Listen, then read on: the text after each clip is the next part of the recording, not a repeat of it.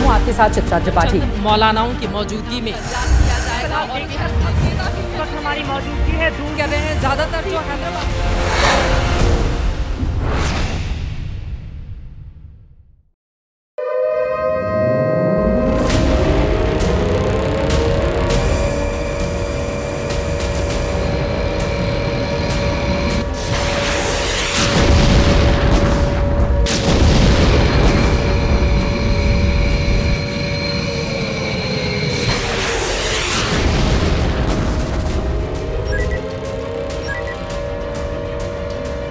सारी मस्जिद उठ गई, सारी मस्जिद तबाह हो गई।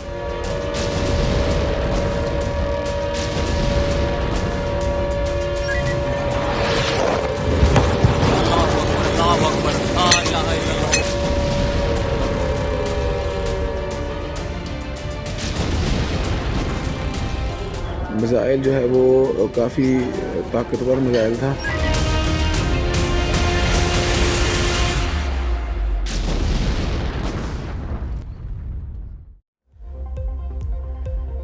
कुत्सित कलंक का बोध नहीं छोड़ेंगे, हम बिना लिए प्रतिशोध नहीं छोड़ेंगे। अरे का विरोध अवरोध नहीं छोड़ेंगे, जब तक जीवित हैं क्रोध नहीं छोड़ेंगे। कहा था ना कि मिट्टी में मिला देंगे, और देखिए मिला दिया। कहा था ना कि कल्पना से बड़ी सजा देंगे, और देखिए डंके की चोट पर दी। हम अर्जुन हम भीम शांति के लिए जीते हैं, मगर शत्रु हट करे तो लहू वक्ष का पीते हैं। नमस्कार, जय हिंद, जय भारत। मैं हूं चित्रा त्रिपाठी और आप देखना शुरू कर चुके हैं जनहित। पहलगाम में जिन पाकिस्तानी गीदड़ों ने भारत की 26 बहु बेटियों का सिंदूर उजाड़ा था, उसका प्रतिशोध पूरा हो गया है। उन गीदड़ों को भारतीय सेना ने पाकिस्तान के अंदर ही मिट्टी में मिला दिया है। ये आतंकी कल रात सोते उसके पहले ही आसमान से राफेल ने मिसाइलें मारकर उन्हें हमेशा हमेशा के लिए मौत के आगोश में भेज दिया। कल मंगलवार था, हनुमान जी को सिंदूरी चोला चढ़ाने का दिन था, तो भारतीय सेना ने भी पहलगाम में सिंदूर मिटाने का बदला ऑपरेशन सिंदूर से लिया है। रात 1:05 से 1:30 तक सिर्फ 25 मिनट ही लगे भारतीय सेना को ऑपरेशन सिंदूर पूरा करने में। एलओसी भी पार नहीं करनी पड़ी और आतंकवादियों को दूर से ही दोजख में पहुंचा दिया गया।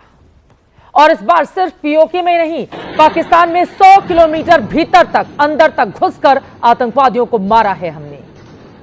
हाफिज सईद के मुरीद के हेडक्वार्टर पर मिसाइल मारी, मसूद अजहर के बहावलपुर हेडक्वार्टर में उसके आतंकी खानदान का सफाया कर दिया।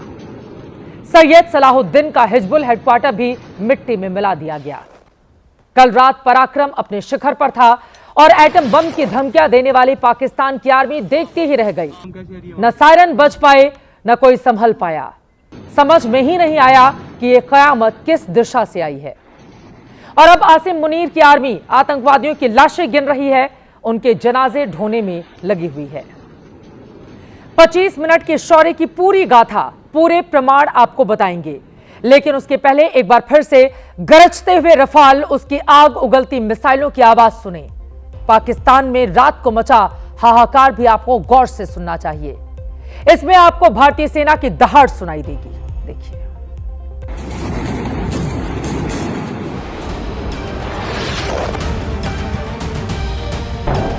इस हमले की साजिश रचने वालों को उनकी कल्पना से भी बड़ी सजा मिलेगी।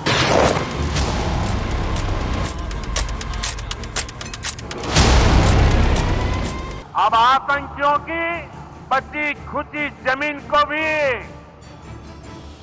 मिट्टी में मिलाने का समय आ गया है।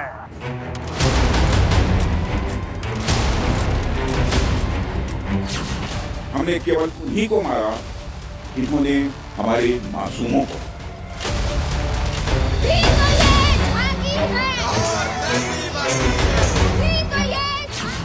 ये कार्यवाही नपीतुली, नॉन एस्केलेटरी, आनुपातिक और जिम्मेदारी पूर्ण है।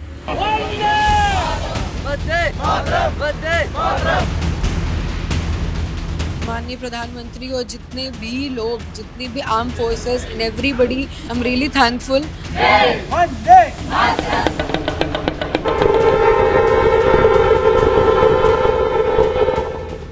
मैं तो इस नाम से बहुत ज़्यादा रिलेट कर सकती हूँ। अपनी जान खोई है, अपना एक हिस्सा खो दिया है, तो ये नाम एकदम सही है।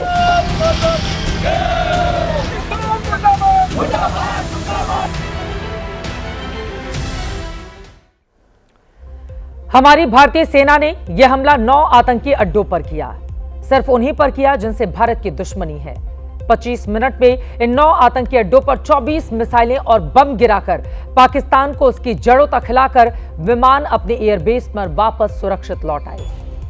अब वो 9 अड्डे देखिए जो आतंकवादियों के कब्रिस्तान बन चुके हैं। बहावलपुर में जैश ए मोहम्मद के हेडक्वार्टर मरकज सुभान कैंप में भारत की मिसाइल छत तोड़कर घुसी थी। हेडक्वार्टर में मसूद अजहर नहीं था, उसके आतंकी कुनबे का सफाया हो गया। दूसरा बड़ा अटैक मुरीदिके में हाफिज सईद के लश्कर तैयबा के हेडक्वार्टर मरकज तैयबा कैंप पर हुआ। हाफिज सईद इस बार भी बच गया, लेकिन उसकी जिहादी दुकान नहीं बच पाई। तीसरा बड़ा अटैक सियालकोट में जैश ए मोहम्मद के सेकेंड हेडक्वार्टर सर्जल कैंप पर हुआ। बड़ी तादाद में आतंकी थे, भारतीय मिसाइल से उनकी लाशें बिखर गईं। रफाल ने चौथी तबाही सियालकोट में ही हिजबुल मुजाहिदीन के महमूना जोया कैंप में मचाई। सैयद सलाहुद्दीन की बरसों से चल रही जिहादी फैक्ट्री को मटियामेट कर दिया गया।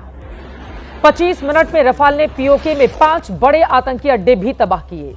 भीमबर में लश्कर तैयबा का बरनाला कैंप उड़ा दिया। लश्कर के 2 कैंप कोटली में तबाह किए, एक अब्बास कैंप और दूसरा गुलपुर कैंप। मुजफ्फराबाद में लश्कर का सबाई नाला कैंप भी मिट्टी में मिला दिया, जहां 22 अप्रैल के पहलगाम हमले की पूरी साजिश रची गई थी। मुजफ्फराबाद में जैश ए मोहम्मद के सैयदना बिलाल कैंप को भी मिसाइल हमले में आग का गोला बनाकर तबाह कर दिया गया, बर्बाद कर दिया गया। ये तस्वीरें आपके सामने हमने रखी हैं और इन सब के बीच एबीपी न्यूज को सूत्रों से जो जानकारी मिली है उसके मुताबिक इस ऑपरेशन को अंजाम देने के लिए 3 मई को साउथ ब्लॉक में एक बेहद गुप्त बैठक हुई थी। इस मीटिंग में तीनों सेना प्रमुख शामिल हुए। एनएसए अजीत डोभाल ने इन तीनों सेनाओं के अफसरों की एक टीम चुनी और उन्हें परिवार और बाहरी दुनिया से उसी दिन यानी कि 3 मई को ही दूर कर दिया गया। यानी अफसरों को साउथ ब्लॉक में ही क्वारंटीन कर दिया गया। उनकी मेल मुलाकात बाकी आम लोगों से बंद कर दी गई। इसके बाद रॉ ने एनएसए अजीत डोभाल को पाकिस्तान के 21 टेरर कैंपों की लिस्ट सौंपी। डोभाल की स्पेशल टीम ने इनमें से 9 कैंपों की पहचान की। 5 मई को जब एनएसए अजीत डोभाल पीएम से मिले तो उन्हें पूरा प्लान बताया गया। पीएम मोदी कल रात ऑपरेशन की निगरानी कर रहे थे, पूरी रात कर रहे थे। नीरज राजपूत इस वक्त हमारे सहयोगी जुड़ चुके हैं और ज्यादा जानकारी के साथ। नीरज, पूरी डिटेल जानकारी हमारे दर्शकों तक आपने अपने सोर्सेज के हवाले से पहुंचा दी है। यकीनन इस ऑपरेशन को इतनी कुशलता के साथ सफलतापूर्वक अंजाम देना इतना आसान नहीं था। अब जब जानकारी सामने आ रही है तो पता चल रहा है कि कितनी चुनौतियों को पार करते हुए इस ऑपरेशन सिंदूर को अंजाम दिया गया है। बिल्कुल चित्रा, आपने बिल्कुल ठीक कहा। जिस तरह से ऑपरेशन सिंदूर को अंजाम दिया गया, बहुत ही सीक्रेसी मेंटेन करनी होती है इस तरह के ऑपरेशन में। जरा सा भी प्लान अगर आपका लीक हो जाता है तो फिर वो भारी पड़ सकता है किसी भी तरीके से, हमारे चाहे फाइटर पायलट्स हो, जो सैनिक हैं, या पूरे प्लान को लेकर भी। तो इसलिए बहुत ज्यादा जो है सीक्रेसी मेंटेन की जाती है और इसीलिए लगातार जो मीटिंग्स हो रही थी वो इसी वजह से हो रही थी। प्रधानमंत्री नरेंद्र मोदी के साथ हमने देखा था कि पहले सीसीएस की मीटिंग हुई थी, हमले के तुरंत बाद ही हुई थी, और उसके बाद फिर तीनों सेना प्रमुख, सीडीएस, रक्षा मंत्री राजनाथ सिंह, एनएसए, इनके साथ मीटिंग हुई थी। हम वो फोटोग्राफ और वीडियो भी आया था। उसके बाद वाली जो मीटिंग हुई जो हमारे सामने नहीं आई है, या फिर जब हमने देखा कि खुद वायुसेना प्रमुख एक बार मिलने के लिए गए थे, जब अकेले मिलने के लिए गए थे, और उसी दिन नौसेना प्रमुख भी गए थे, तो वो सब जो मीटिंग थी वो उसी का ही हिस्सा था, ऑपरेशन सिंदूर का ही हिस्सा था। उनको बताने के लिए प्रधानमंत्री को कि हम लोग क्या क्या प्लान कर रहे हैं। सीसीएस मीटिंग में रक्षा मंत्री ने भी बताया था, एनएसए ने भी बताया था कि क्या क्या प्लान हो सकता है। फिर डिटेल प्लान के साथ तीनों सेना प्रमुख सीडीएस के साथ पहुंचे कि ये और क्या कर सकते हैं हम इसमें अटैक करने के लिए। फिर उसके बाद जो थी वो एक 1-to-1 मीटिंग जो हुई थी, उसके बाद ही इस ऑपरेशन को अंजाम दिया गया। बहुत धन्यवाद नीरज राजपूत इस पूरी जानकारी के लिए। कितनी चुनौतियों को पार करते हुए भारत की सेना ने, हमारी तमाम गोपनीय एजेंसियों ने किस तरह से इस ऑपरेशन को अंजाम दिया, आप नीरज की जुबानी पूरी कहानी सुन रहे थे। इन सब के बीच पीएम मोदी ऑपरेशन के दौरान लगातार अपनी नजर बनाए हुए थे। ऑपरेशन करीब 25 मिनट तक चला। एक एक करके आपको जानकारी देते हैं। कोटली में रात 1:04 पर ऑपरेशन सिंदूर लॉन्च किया गया। यह लश्कर-ए-तैयबा के सुसाइड बॉम्बर का ट्रेनिंग कैंप था। रात 1:06 से 1:10 तक भारतीय सेना ने मुरीद के लश्कर-ए-तैयबा के ठिकानों को उड़ा दिया। यह लश्कर का हेडक्वार्टर और बड़ा ट्रेनिंग कैंप है। रात 1:12 पर बहावलपुर में जैश ए मोहम्मद के प्राइमरी बेस को तबाह कर दिया गया, जहां जैश के आतंकी ऑपरेशन की प्लानिंग तैयार होती है। रात 1:15 पर सियालकोट में आतंकवादियों के लॉजिस्टिक्स हब पर स्ट्राइक की गई। उसके बाद रात 1:17 पर मुजफ्फराबाद में ऑपरेशन सिंदूर को अंजाम दिया गया, जहां पर आतंकवादियों की ट्रेनिंग और हथियार को रखा जाता है। बड़ी तादाद में हथियारों का जखीरा वहां पर रहता है। 1:19 पर भिम्बर में ऑपरेशन को अंजाम दिया गया। यह आतंकवादियों की ट्रेनिंग और भर्ती का अड्डा है, जहां पर ट्रेनिंग भी दी जाती है और भर्ती भी कराई जाती है। 1:22 पर चक अमरू में स्ट्राइक की गई। यह आतंकवादियों की घुसपैठ का लॉन्चिंग पैड है। और फिर 1:25 पर गुलपुर में ऑपरेशन सिंदूर को अंजाम दिया गया, जहां आतंकवादियों के ट्रेनिंग कैंप का खात्मा किया गया। इसके बाद 1:28 पर मुरीदके में दूसरी बार स्ट्राइक की गई। लश्कर के दूसरे कैंप का सर्वनाश कर दिया गया और इस तरह से 25 मिनट के भीतर ही हमारी सेना ने पाकिस्तान के भीतर घुसकर उसके आतंकवादियों को जो सबक सिखाया है, आगे आने वाली तमाम पीढ़ियां उसको याद रखेंगी। घर में घुसकर तो उरी के बाद भी हमने मारा था, घर में घुसकर पुलवामा के बाद भी मारा था, लेकिन पहलगाम के बदले में सेना ने इस बार आतंकवादियों को उनकी छाती पर चढ़कर मारा है। भारतीय सेना ने उरी और पुलवामा के बाद एलओसी पार करके स्ट्राइक की थी, लेकिन ऑपरेशन सिंदूर में सेना ने इंटरनेशनल बॉर्डर पार पाकिस्तान के पंजाब प्रांत तक जाकर आतंकवादियों को उनके अंजाम तक पहुंचाया, जहन्नुम तक। उनकी रीढ़ की हड्डी तोड़ दी।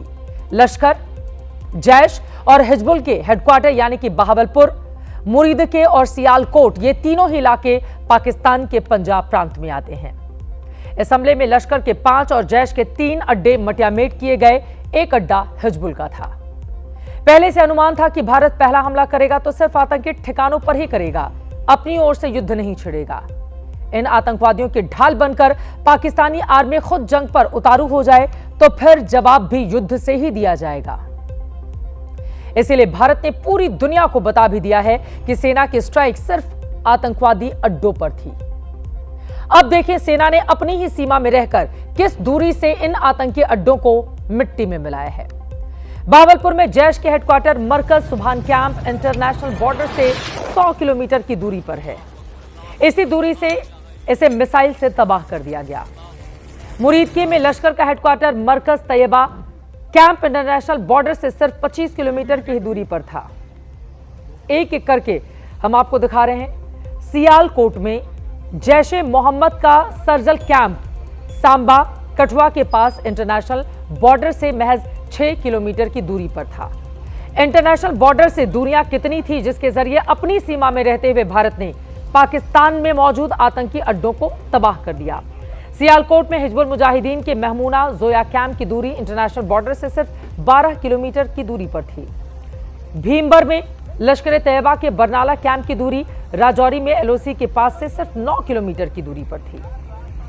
पीओके के कोटली में लश्कर-ए-तैयबा का अब्बास कैंप भी राजौरी के पास एलओसी से सिर्फ 13 किलोमीटर की दूरी पर था।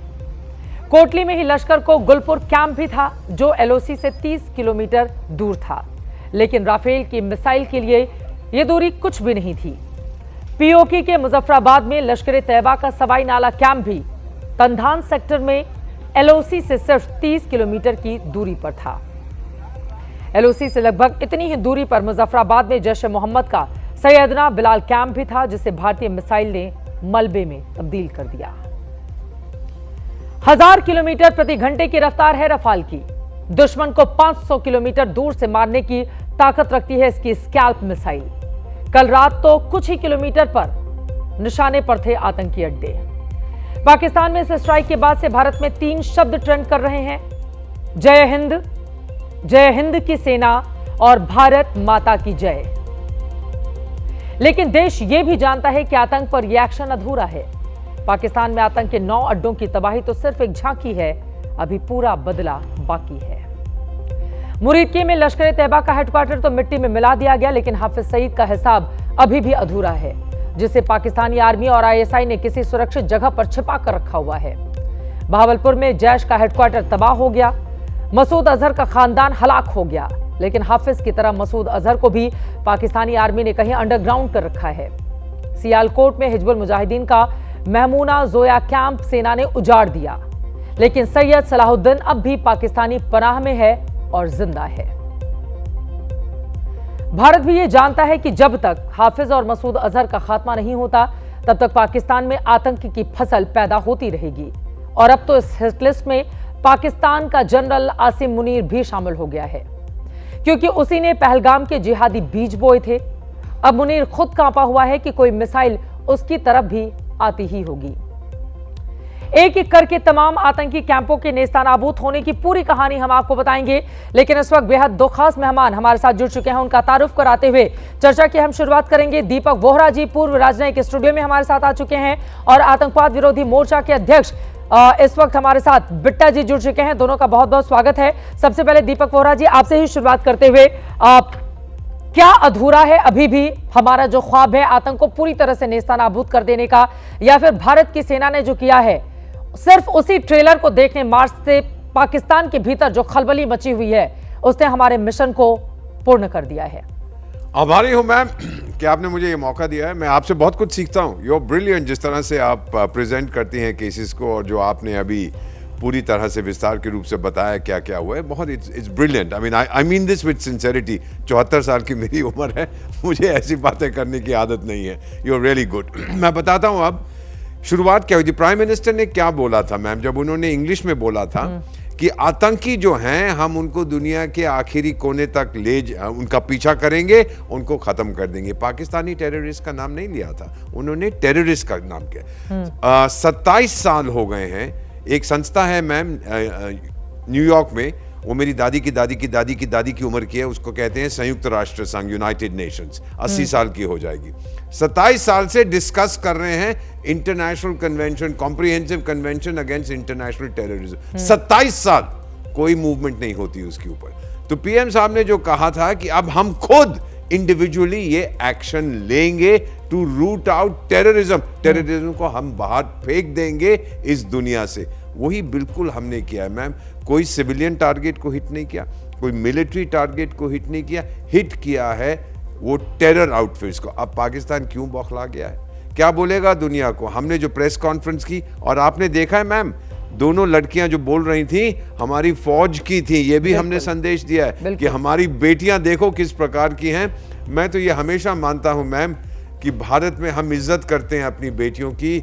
अपनी बेटियों की इज्जत करोगे तो वो देवी है, सताओगे तो वो दुर्गा है, हाथ में उसके खड़गा होता है। हमारी फौज में पायलट्स हैं, नेवी में हैं, मिलिट्री में, एवरीवेयर, एंड उन्होंने पूरी तरह से ये प्रेस कॉन्फ्रेंस में बताया। तो ये एक मैसेज गया है हमारी तरफ से, ना केवल पाकिस्तानियों को जो अपनी महिलाओं को, क्षमा कीजिएगा, गंद की तरह ट्रीट करते हैं, और भारत किस तरह से। Finally let me put it to you like this ma'am, ये तो केवल पहली कड़ी है। हमने कहा था कि जब तक हम खत्म ना कर दें टेररिज्म को, हम आराम नहीं करेंगे। पाकिस्तान कह रहा है हम रिएक्ट करेंगे, रिस्पॉन्ड करेंगे। हमला कर दो, किस पे हमला करोगे? हमने तो टेरर पैड्स पे किया। भारत में कौन से टेरर पैड्स है? तुम हिट करोगे तो आप हिट करोगे सिविलियन इंफ्रास्ट्रक्चर को या मिलिट्री, और अगर वो किया it's a declaration of war. चक्रव्यूह में फंस गया है। अरे टाइगर, हम चाणक्य की संतान है, किससे पंगा ले रहा है? पहले समझ तो जा कि आप किससे भिड़ने की कोशिश कर रहे हो। बिल्कुल बिट्टा साहब, मैं फौरन आपके पास आ रही हूं। यकीनन किससे भिड़ने की कोशिश कर रहा है पाकिस्तान? जब भी भिड़ने की हिमाकत की है, मुंह की खानी उसको पड़ी है,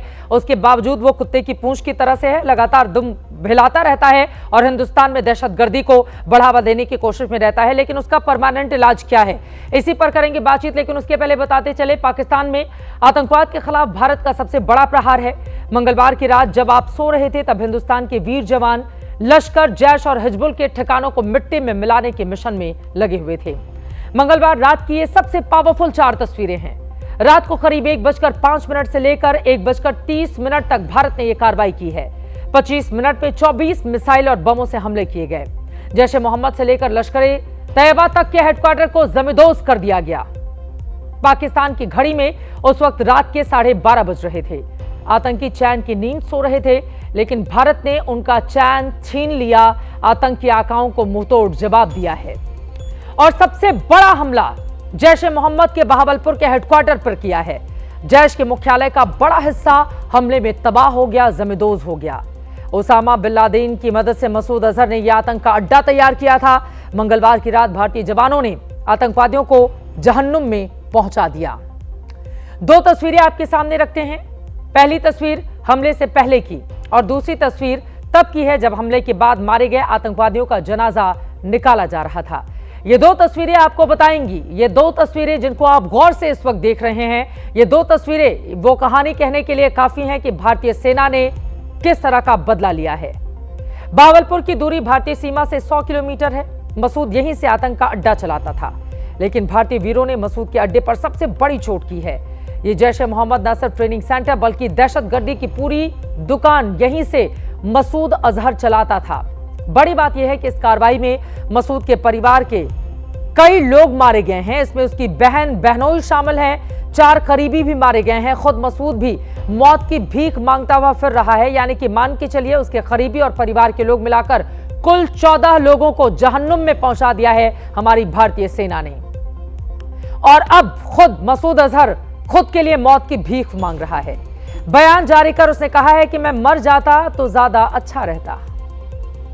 भावलपुर ये इंटरनेशनल बाउंड्री से 100 किलोमीटर दूर है। जैश ए मोहम्मद का मुख्यालय था। यहाँ पर रिक्रूटमेंट, ट्रेनिंग व इंडॉक्ट्रिनेशन का केंद्र भी था। शीर्ष आतंकी अक्सर यहाँ आते थे।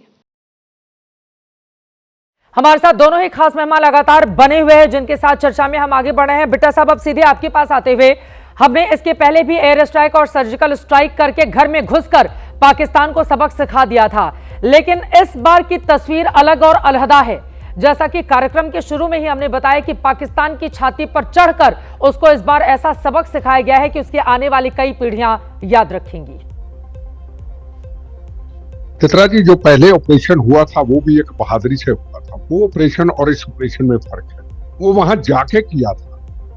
15 मिनट के अंदर हमारे एयरफोर्स के जवान गए थे, जिंदा शहीद की तरह वापस आए। कम से कम 500 के करीब आतंकवादियों को ढेर करके कैंपों को तबाह करके आ गए। पर पाकिस्तान सबक सीख चुका था कि अब वो हरकत करेगा, जवाब उसका मिलेगा। और पाकिस्तान अपनी हरकतों से हटा नहीं। और अब जो जवाब मिला है 9 कैंपों को तबाह करना, जिस तरीके से चित्रा जी आपने पूरी दुनिया में हर भारतीय को, हर व्यक्ति को समझाने की कोशिश की, मैं आपका धन्यवादी हूँ। क्योंकि ये चीजें आम पब्लिक तक जानी चाहिए। जिस तरीके से तबाह किया और किसी इनोसेंट व्यक्ति का, चाहे वो पाकिस्तानी है, उसका कत्लेआम नहीं हुआ। ये नरेंद्र मोदी जी ने कहा, ये फौज ने कहा कि हमने मानवता का कत्लेआम नहीं किया। और जिस तरीके से हमारी बहनें, बेटियां, जिस तरीके से बहादुरी से प्रेस कॉन्फ्रेंस में बताया किस तरीके से ये प्लान हुआ, पाकिस्तान को इसका सबक मिल गया हो। मैं पहले भी ये बात कह रहा था कि दुनिया को साथ लेकर के 370 धारा हटाना, पुलवामा का बदला लेना और अब बदला लेना, और सऊदी अरब जैसे मुल्क, पूरी दुनिया, अमेरिका, रशिया, कौन सा मुल्क ऐसा नहीं है जो आज भारत के साथ खड़ा नहीं हुआ। ये पहले क्यों नहीं था? ये हमारे ऊपर बहुत बड़े सवाल आने वाले टाइम पे उठेंगे। जो हजारों जवानों की शहादतें हुई, जो 26/11 का हमला हुआ, जो पार्लियामेंट पे बड़े बड़े हमले हुए, उसका क्यों बदला नहीं लिया गया? ये सवाल तो उठेंगे, चाहे कोई भी पॉलिटिकल पार्टी की सरकार रही हो।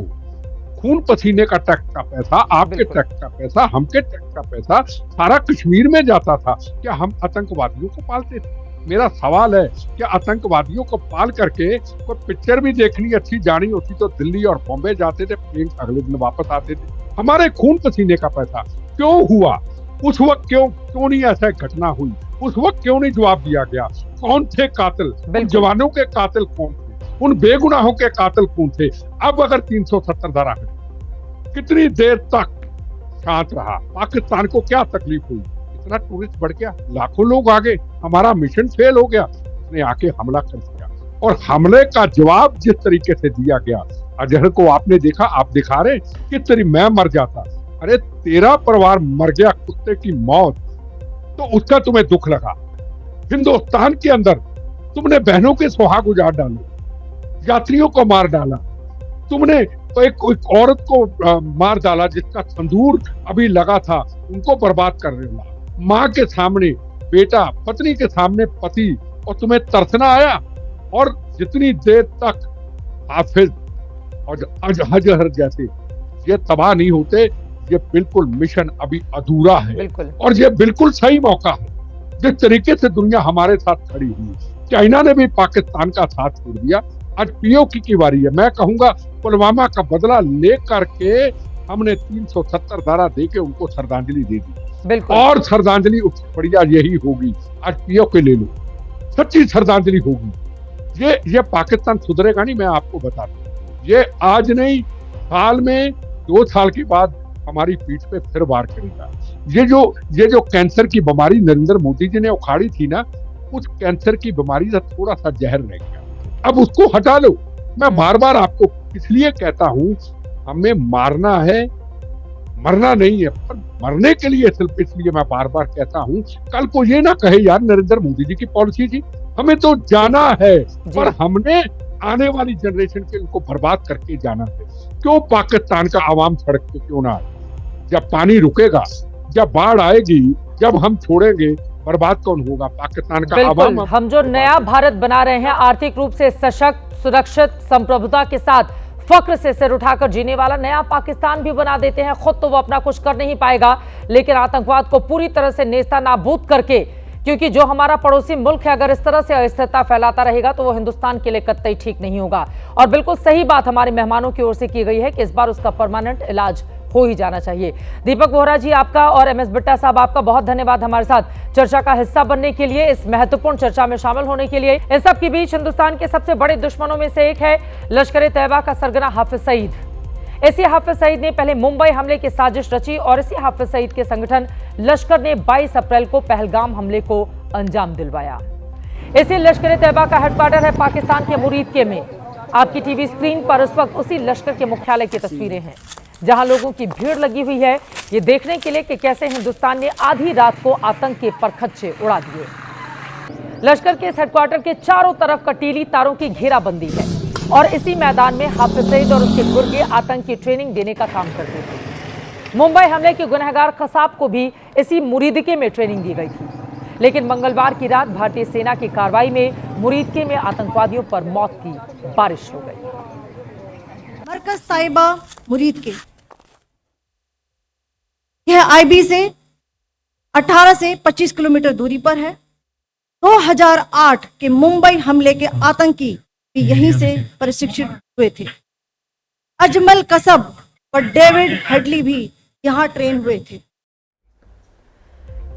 मुरीदके में आतंक का यह अड्डा कितने आतंकवादियों की कब्रबाह बना है, इसका ठीक ठीक अंदाजा लगाना आसान नहीं है, लेकिन जो तस्वीरें सामने आई हैं वो बताती हैं कि आतंक के बड़े बड़े आकाओं को मिट्टी में मिलाया जा चुका है। खालिद मोहम्मद आलम नाम का लश्कर कमांडर इसी हेडक्वार्टर में मारा गया। मुरीदके के फुटबॉल स्टेडियम में दोपहर को आतंकवादियों का जनाजा निकाला गया, उनको दफना दिया गया। इस दौरान आतंकवादी और पाकिस्तानी सेना के गठजोड़ की तस्वीर देखने को मिली है। बड़ी संख्या में पाकिस्तानी फौज, पुलिस और आईएसआई के लोग लश्कर के आतंकवादियों के जनाजे में शामिल हुए। अगर तू पानी बंद करेगा इंशाअल्लाह हम तेरी सांस बंद करेंगे, इन दरियाओं में फिर खून बहेगा। आतंक का आका हाफिज सईद पानी रोकने पर खून की दरिया बहाने की धमकी दे रहा था। हिंदुस्तान के वीरों ने इसके घर में घुसकर इसके हेडक्वार्टर में आतंकियों का खून बहाया और अब खुद ये मौत के डर से बिल में घुस चुका है। हम मानते हैं मोदी, तुम मेरे वालिद को निशाना बनाना चाहते हो। मंगलवार को दिन में हाफिज के बेटे ने बाप की मौत की आशंका जताई। रात होते होते बाप तो बच गया, लेकिन इसके आतंकी रिश्तेदार को जहन्नुम का रास्ता दिखा दिया गया। मुरीदके में लश्कर के इस हेडक्वार्टर के अंदर की तस्वीरें देखिए। पूरी तरह से इमारत बर्बाद हो चुकी है। अब लश्कर का ये मुख्यालय किसी खंडहर की तरह नजर आ रहा है। मोबाइल कैमरे से बनाई गई इन तस्वीरों में आप लश्कर के इस हेडक्वार्टर का हाल देख सकते हैं। यहाँ की दरों दीवारें चीख चीख कर कह रही हैं कि भारत ने बहुत बुरी तरीके से मारा है। भारत पाकिस्तान सीमा से सिर्फ 20-25 किलोमीटर दूर मुदरके में हाफिज सईद का एक बड़ा सा साम्राज्य था। इस मुदरके की आबादी लगभग 2.5 लाख है, लेकिन यहाँ पर सबसे बड़ा साम्राज्य हाफिज सईद का बना हुआ था, जो उसका पूरा ट्रेनिंग सेंटर था। उसके अलावा लश्कर का एक ऐसा कमांड स्टेशन था जहां पर भारत में आतंकियों को भेजते वक्त यहीं से ही सारी चीजों की देखरेख आतंकी संगठन लश्कर ए तैयबा करता था। लेकिन अब जो इसका हाल किया गया है, उसके बाद ये हिंदुस्तान के खिलाफ सोचने से पहले 100 बार सोचेगा। पहलगाम में जो हमला 22 अप्रैल को हुआ, उस हमले की साजिश रचने वालों में लश्कर का डिप्टी कमांडर सैफुल्लाह कसूरी था। भाइयों, कश्मीर बहुत जल्द इंशाअल्लाह ला इलाहा इल्लल्लाह का कश्मीर बनने वाला। सैफुल्लाह ने हाफिज के बेटे तलहा के साथ मिलकर प्लानिंग की और फिर जैश, हमास, हिजबुल के साथ मिलकर आतंकी वारदात को अंजाम दिलवाया। मंगलवार की रात मुरीदके पर भारत की कार्रवाई किस तरह से हुई, ये वहाँ के चश्मदीद बता रहे हैं। 12:45 का टाइम था, एक ड्रोन आया और सीधा वो उसकी थोड़ी सी हाइट ऊपर थी। उसके बाद 3 ड्रोन आए हैं। लोगों में खौफ और राज फैल गया, लोग बाहर खेत में चले गए थे खुली जगह पे। बस इसी तरह ही रात गुजरी है, जागकर खौफ और राज। आतंक का ये ठिकाना तो नेस्तनाबूद हो गया है, लेकिन जब तक आतंक का ये आका नहीं माना जाता, तब तक ये बदला पूरा नहीं होगा।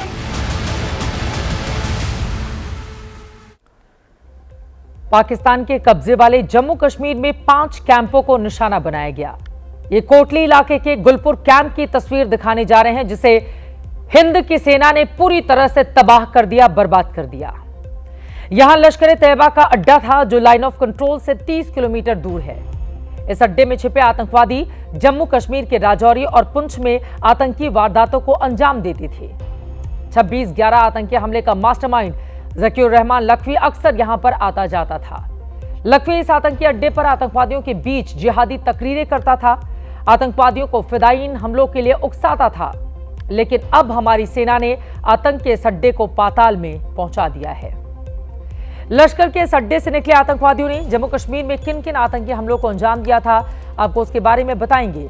लेकिन अभी आप नक्शे पर इस इलाके को देखिए। इस मानचित्र में 13 नंबर वाला इलाका गुलपुर कैंप हुआ करता था, जो अब पाताल लोक में पहुंच चुका है, जिसका नामो निशान मिटा दिया गया है।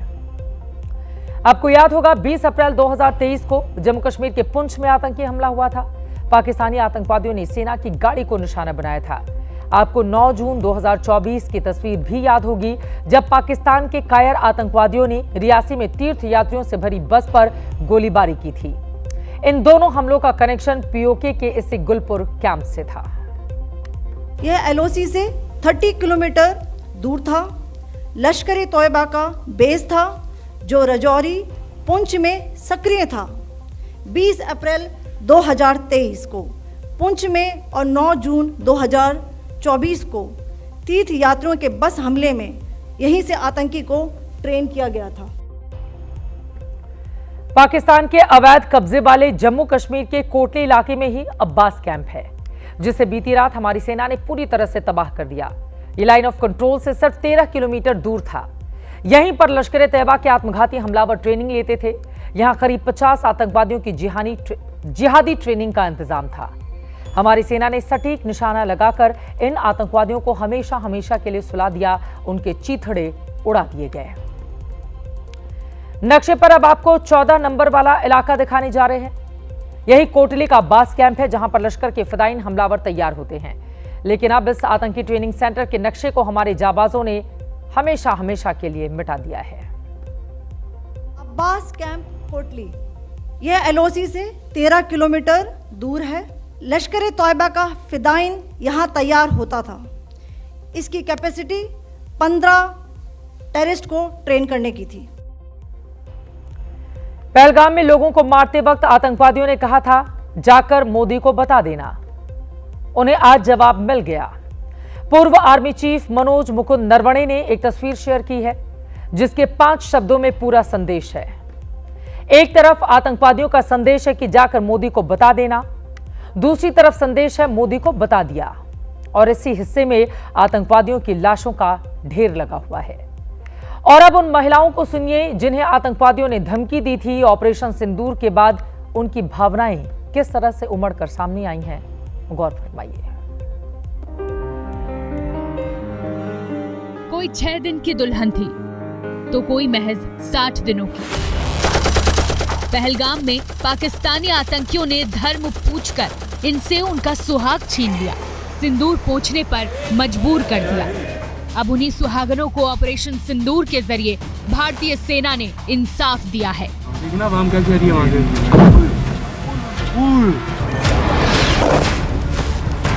मैं आज गर्व से बोल सकती हूँ, हिंदुस्तान बदला लेता है। जिस समय ऑपरेशन सिंदूर पड़ा है, मैं पहले बहुत देर तक शिवम को देख के मैं रोई हूँ कि इन लोगों ने जो चीज मेरा खत्म किया था, आज उस नाम पे इन लोगों ने इतना बड़ा ऑपरेशन हमारी सरकार ने उनके अगेंस्ट चलाया। ये नाम बहुत सही है क्योंकि इस इंसिडेंट की वजह से बहुत औरतों ने, बहुत बहनों ने, बहुत माँओं ने अपनी जान खोई है, अपना एक हिस्सा खो दिया है। सिंदूर ही तो मिटाया था उन लोगों ने, वो सब लेडीज़ का।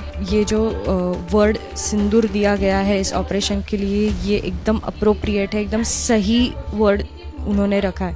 बिल्कुल सही नाम दिया गया है। हस्बैंड का डेथ हो जाए तो सिंदूर को हटा देते हैं, सिंबॉलिक है ये नाम। जहाँ भी मेरे बेटे शुभम की आत्मा होगी, निश्चित तौर पे जो शहीद हुए थे उन सब की आत्मा को आज निश्चित तौर पे शांति मिली होगी, मानसिक शांति प्राप्त हुई है। हमारा बच्चा शहीद हुआ और मुझे लग रहा है कि ये सच्ची श्रद्धांजलि उसको आज मिली है। रात 1:51 पर भारतीय सेना ने ऑपरेशन सिंदूर का ये पोस्टर पोस्ट किया। सिंदूर को दुनिया का सबसे ताकतवर श्रृंगार माना जाता है। सिंदूर सुहागन होने की निशानी है। हिंदुस्तान में महिलाओं के लिए सिंदूर जीवन है, सिंदूर रंग है, सिंदूर खुशियां है, सिंदूर अरमान है और सिंदूर ही सर्वशक्तिमान है।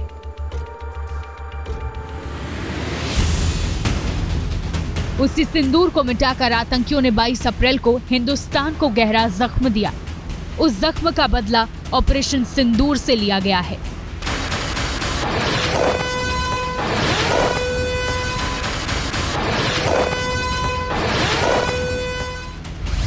ये जो नाम भारतीय सेना की तरफ से इस ऑपरेशन का दिया गया, ये किसी और ने नहीं, खुद प्रधानमंत्री नरेंद्र मोदी ने सुझाया था। 22 अप्रैल को आतंकियों ने चुन चुन कर सिर्फ पुरुषों की हत्या की थी। महिलाओं से कहा था जाकर मोदी को बता देना। 24 अप्रैल को जब मोदी ने पहलगाम हमले पर पहली बार सार्वजनिक बयान दिया, उसी दिन उन्होंने बहनों की सिंदूर का बदला लेने की सौगंध ले ली थी।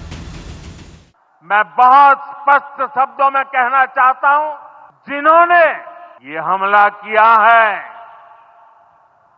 उन आतंकियों को और इस हमले की साजिश रचने वालों को उनकी कल्पना से भी बड़ी सजा मिलेगी।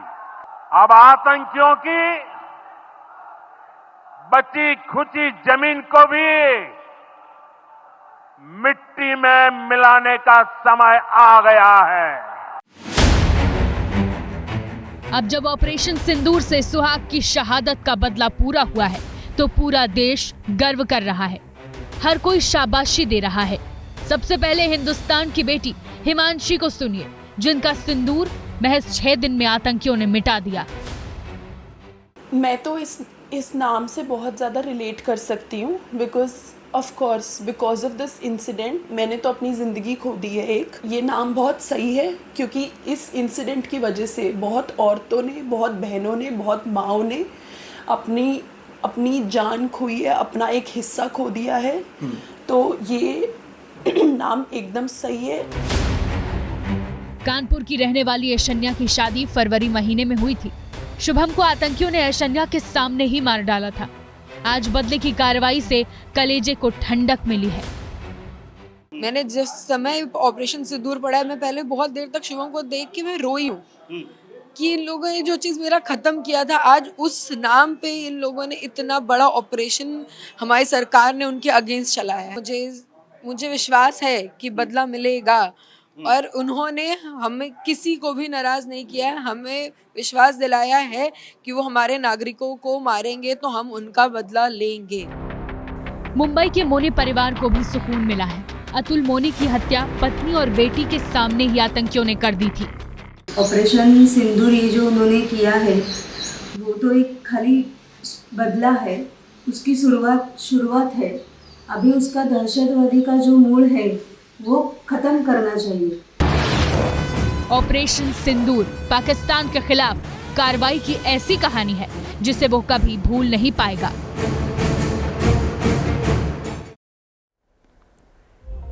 पहलगाम हमले में शामिल आतंकी जिस कैंप से भारत में आए थे उस कैंप को भी नेस्तनाबूद किया गया है। मुजफ्फराबाद के 2 लॉन्चिंग पैड और ट्रेनिंग सेंटर को मिट्टी में मिलाया गया है।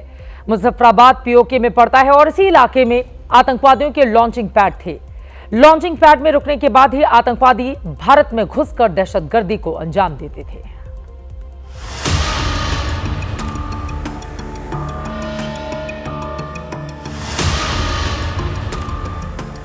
इनमें से बहुत से आतंकी आज जहन्नुम पहुंच चुके हैं। ये तस्वीर कुछ दिन पहले की है। पाकिस्तान के कब्जे वाले मुजफ्फराबाद के आतंकी कैंप में हथियारों के साथ जैश-ए-मोहम्मद के आतंकवादी नजर आ रहे हैं। जिस 3 मंजिला कैंप के अंदर ये आतंकी बैठे हुए दिख रहे हैं वो कैंप अब मलबे का ढेर बन चुका है। ठीक गिनती सामने नहीं आई है कि यहाँ कितने आतंकी रात को मारे गए हैं। मुजफ्फराबाद पीओके का खूबसूरत इलाका है। यहाँ झील है, झरने हैं, पहाड़ है, खूबसूरत वादियां हैं, लेकिन आतंक के आकाओं ने धरती के इस जन्नत को जहन्नुम बना रखा है। पहाड़ और जंगल के बीच इस इलाके में लश्कर, जैश और हिजबुल आतंकियों के कैंप और लॉन्च पैड कई सालों से चल रहे थे। मंगलवार की रात भारतीय सेना की कार्रवाई में मुजफ्फराबाद के 2 आतंकी लॉन्च पैड नष्ट हुए हैं। इनकी दूरी एलओसी से करीब 30 किलोमीटर दूर है। आसानी से आतंकी यहां से पैदल चलते हुए भारत में घुस जाते हैं। पहली तस्वीर सैयदन बिलाल कैंप की है, जिसका इस्तेमाल भारत भेजने वाले आतंकियों को ठहराने के लिए किया जाता था। लॉन्च पैड के रूप में इसका इस्तेमाल होता था। हर वक्त 50 से 100 आतंकी यहाँ होते थे। जैश के आतंकियों के ट्रांजिट के लिए इसका इस्तेमाल होता था। दूसरी तस्वीर सवाई नाला की है। यहाँ से पहलगाम हमले के आतंकी भारत में घुसे थे। सवाई नाला कैंप लश्कर का प्राथमिक प्रशिक्षण केंद्र था। यहाँ लश्कर के आतंकियों की भर्ती होती और शुरुआती ट्रेनिंग दी जाती। यहाँ भी करीब 100 आतंकी हर वक्त होते थे। दोनों ही आतंकी अड्डों को नेस्तनाबूद किया गया है। सवाई नाला कैंप मुजफ्फराबाद, जो कि पीओजेके के लाइन ऑफ कंट्रोल से 30 किलोमीटर दूर है। यह एक लश्कर तौयबा का ट्रेनिंग सेंटर था। 20 अक्टूबर 2024 सोनमर्ग, 24 अक्टूबर 24 गुलमर्ग, 22 अप्रैल 2025 पहलगाम, इन हमलों के आतंकियों ने यहीं से प्रशिक्षण लिया था। सैयदना बिलाल कैंप मुजफ्फराबाद, यह एक जैश-ए-मोहम्मद का स्टेजिंग एरिया है। यह हथियार, विस्फोटक और जंगल सर्वाइवल ट्रेनिंग का केंद्र भी था। सैयदन बिलाल कैंप का नष्ट होना इस मायने में काफी अहमियत रखता है, क्योंकि एक तो इसका इस्तेमाल आतंकियों के कई संगठन मिलकर करते थे। यहाँ हर आतंकी संगठन ने अपना ऑपरेशनल कमांडर बना रखा था। बाकायदा पाकिस्तानी फौज और आईएसआई के एजेंट आतंकियों को फाइनल ट्रेनिंग देते और भारत में भेज देते। भारत में आतंकी घुसपैठ के लिहाज से ये बहुत बड़ा लॉन्च पैड था। दिन में सैयदन बिलाल कैंप में मारे गए आतंकियों की लाश को ताबूत में रखकर ले जाया गया। आतंक का जनाजा निकाला गया। भारत की इस कार्रवाई को आतंकी ताबूत में आखिरी कील के तौर पर आप देख सकते हैं। हमले के लिए 21 कैंपों को चुना गया था, लेकिन 9 कैंपों पर हमला किया गया। इनमें 4 कैंप पाकिस्तान के थे, 5 पीओके में। एक करके 24 मिनट में इन हमलों को अंजाम दिया गया। हिंद की सेना ने पाकिस्तान के गैर कानूनी कब्जे वाले जम्मू कश्मीर के भिंबर इलाके में बरनाला कैंप का भी काम तमाम कर दिया। यहां पाकिस्तान के पालतू आतंकी हथियार चलाने की ट्रेनिंग लेते थे। यहीं पर आईडी बनाने की जिहादी तरकीब सिखाई जाती थी। आतंक के इसी अड्डे पर पाकिस्तानी आतंकवादी जंगली इलाके में रहने और छिपने के गुर सीखते थे। लेकिन अब यहां ऐसा कुछ भी नहीं हो सकेगा, क्योंकि रात के 1:05 से 1:30 के बीच पीओके का ये बरनाला कैंप भिंबर भी नेस्तनाबूद कर दिया गया। अब इस इलाके को भी नक्शे पर देखिए। अब ये जो 17 नंबर वाला इलाका देख रहे हैं, यहीं पर भिंबर का बरनाला कैंप था, जो जम्मू कश्मीर के राजौरी पुंछ सेक्टर के ठीक सामने था। बरनाला कैंप भिंबर ये एलओसी से 9 किलोमीटर दूर है। यहाँ पर हथियार हैंडलिंग, आईडी व जंगल सर्वाइवल का प्रशिक्षण केंद्र था। भारत के रणबांकुरों ने पाकिस्तान के कब्जे वाले जम्मू कश्मीर के 5 आतंकी अड्डों को ध्वस्त किया, तो 4 इलाके ऐसे भी हैं जो पाकिस्तान के अंदर हैं। उनमें से आपने बहावलपुर और मुरीदिके का हश्र तो देख लिया। अब मैं आपको पाकिस्तान के सियालकोट में हिंद की सेना का शौर्य प्रदर्शन दिखाती हूं। आपके सामने पाकिस्तान के सियालकोट की 2 तस्वीरें हैं। पहली सर्जिकल कैंप की, जो जम्मू कश्मीर के सांबा कठुआ अंतर्राष्ट्रीय सीमा से 6 किलोमीटर की दूरी पर है। सर्जिकल कैंप से ही आए आतंकवादियों ने इस साल मार्च में जम्मू कश्मीर पुलिस के 4 जवानों की हत्या कर दी थी। लेकिन अब इस कैंप के साथ हमारी सेना ने क्या किया है, सबूत दुनिया के सामने है। दूसरी तस्वीर भी सियालकोट के ही महमूमा कैंप की है। यहां हिजबुल मुजाहिदीन का ट्रेनिंग कैंप था। इसी कैंप से जम्मू और कठुआ इलाके में आतंकी वारदातों को अंजाम दिया जाता था। पठानकोट एयरबेस में जो आतंकी हमला हुआ था, उसकी साजिश इसी महमूना कैंप में रची गई थी। लेकिन बीती रात इस कैंप को भी खंडहर में तब्दील कर दिया गया। भारत ने देश के दुश्मनों को फिर से घर में घुसकर मारा है। दुश्मन की नापाक हरकतों का करारा जवाब दिया है। इस बार पाकिस्तान को ऐसी मार पड़ी है कि वो वीडियो बना बना कर दुनिया को दिखा रहा है। साल 2016 में उरी आतंकी हमले के जवाब में भारतीय सेना ने एलओसी पार कर सर्जिकल स्ट्राइक कर आतंकवादियों को जहन्नुम भेजा था। इसके बाद पाकिस्तान प्रायोजित आतंकवादियों ने 2019 में पुलवामा में हमारी सीआरपीएफ की बस को निशाना बनाया। भारत ने बालाकोट में एयर स्ट्राइक कर आतंकवादियों को उनके ठिकानों को पूरी तरह से तबाह कर दिया था। इस साल आतंकवादियों ने पहलगाम में 26 पर्यटकों का नरसंहार किया, तो भारत ने मिसाइल स्ट्राइक से ऑपरेशन सिंदूर को अंजाम दिया। दुश्मन याद रखे, जब जब वो भारत के खिलाफ आंख उठाने की हिमाकत करेगा, तब तब उसकी तबाही का डॉजियर हिंदुस्तान तैयार करता रहेगा। 22 अप्रैल को पहलगाम में आतंकवादियों ने धर्म पूछकर नरसंहार किया। भारत में धर्म के नाम पर सांप्रदायिक तनाव पैदा करने की नापाक कोशिश की, और जब भारत ने ऑपरेशन सिंदूर से पहलगाम का बदला ले लिया है, तो पाकिस्तान की सांप्रदायिक सोच को भी 2 टूक जवाब मिला है, और इस जवाब का नाम है colonel Sofiya Qureshi.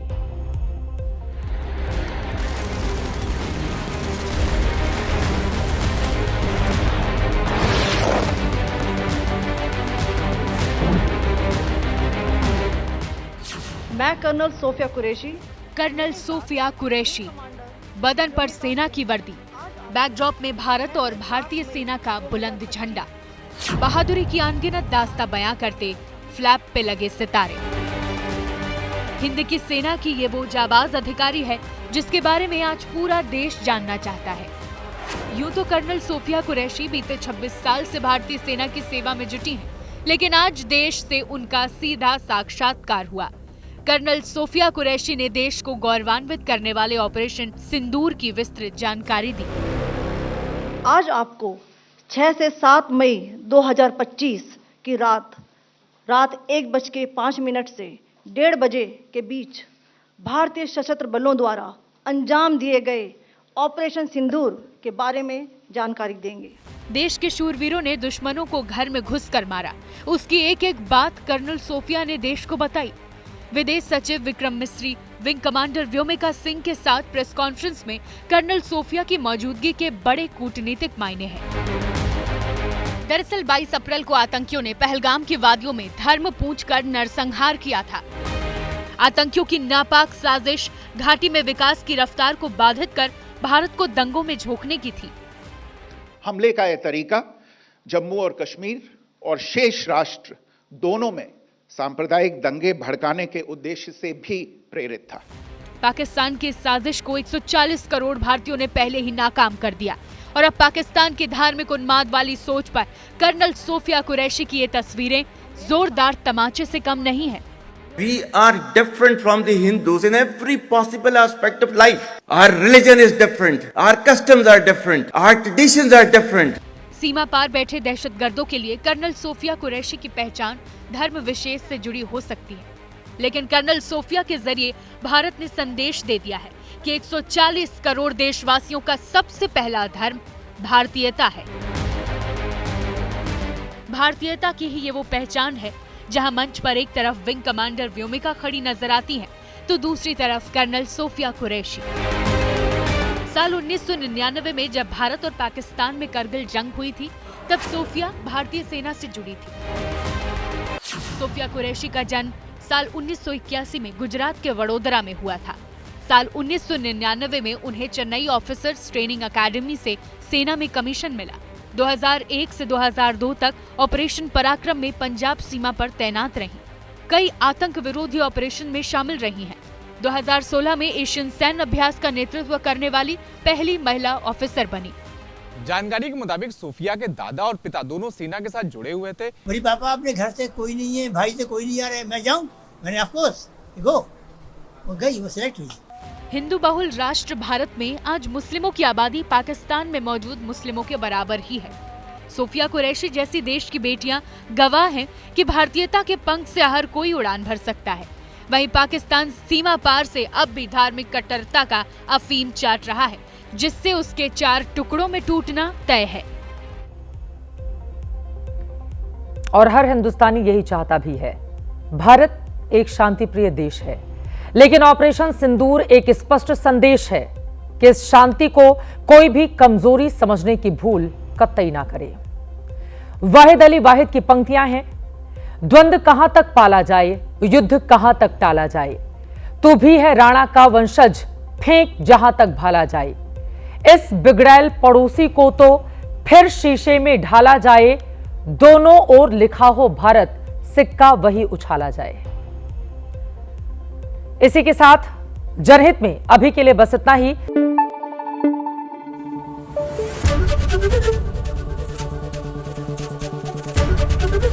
ABP news आपको रखे आगे।